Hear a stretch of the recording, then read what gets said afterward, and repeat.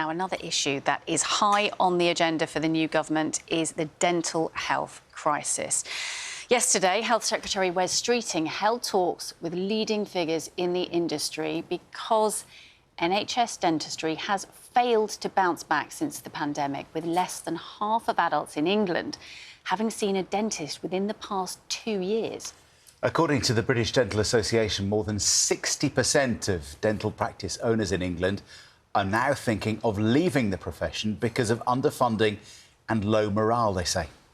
So what does the government say it's going to do about it? Looking at the manifesto, Labour said it will create an extra 700,000 urgent and emergency dental appointments a year.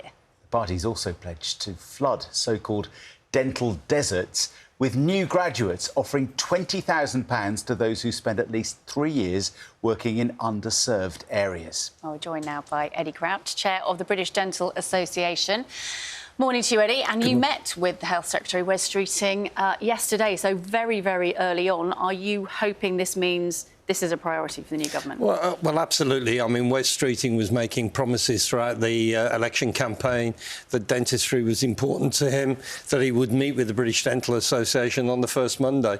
And that's exactly what happened. And I think he said over the weekend that he thought the NHS was broken. And I think dentistry is a sad reflection of that. And if we are to fix this service for the millions of people that need it, we need urgency. And it was good to talk to him yesterday about that. We know from our inbox every day, breakfast viewers get in touch talking about the inability to get to see a dentist. Labour promised in their manifesto 700,000 new urgent and emergency dental appointments will be created. Did the Health Secretary explain how he's going to do that?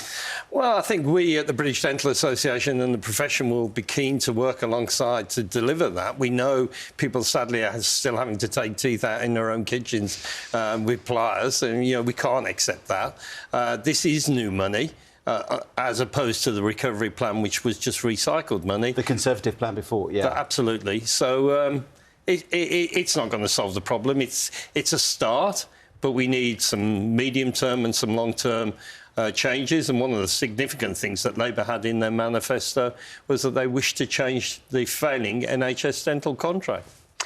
How do you get the number? Is an issue the number of people that are training up to be dentists? Are there enough people coming through the system to sort this problem out? We've heard about these dental deserts, people queuing around the corner just to try and find an NHS dentist? Well, we have high numbers of people on the General Dental Council register, probably some of the highest figures we've had. What we haven't got is a dental workforce that's prepared to stay and work long-term in the NHS because it's not attractive to them. They can't build careers in that service.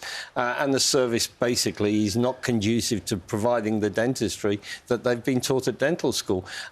We need more ambition. What's the problem? Why are you saying it's not? I mean, if they're trained to be a dentist, what is it about carrying out the job they're not liking, they're not enjoying? Well, the current contract doesn't allow them to provide modern dentistry, a lot of preventative dentistry. What it does is measures targets, widget counting. It means that dentists are working on a treadmill, worried about that target because financial penalties come with that. What we want is a holistic response to the contract. Supervised toothbrushing was in the Labour manifesto, and that's shown in Scotland and Wales to actually significantly reduce the decay in children's teeth. And sadly, we have the highest number of children going into hospital to have teeth taken out, and that's completely unacceptable. One of the things we've just mentioned potentially in the contract is this £20,000 kind of bonus payment for dentists who are prepared to work in those dental deserts, in those communities which are underserved. Is that going to work?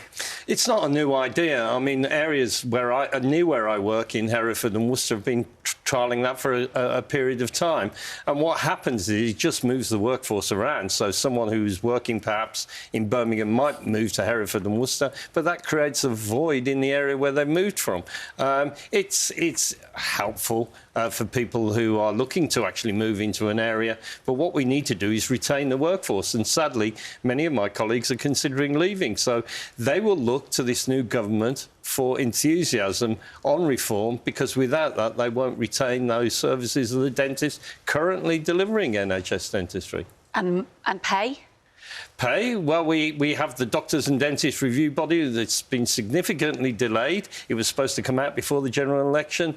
We will see what response the government give to the recommendations of the Doctors and Dentists Review Body. But you know, we've seen in other areas of the health service that people have taken industrial action.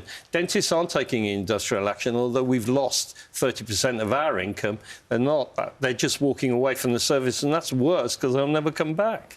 How long does it take to train a dentist, like from when they leave school to when they become fully qualified?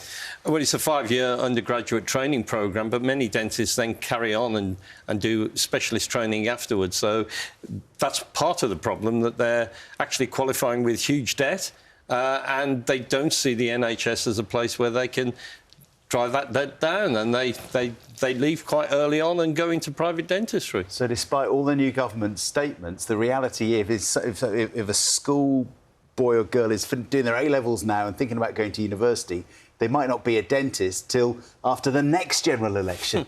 Yeah, I mean, one thing that Wes Streeting said yesterday, if we're still talking about a new contract by the end of this term of the Parliament, we failed. We failed the population in this country. You're going to hold them to account? Oh, absolutely. Eddie, thank you. Thank you really very good to much. talk to you. Cheers.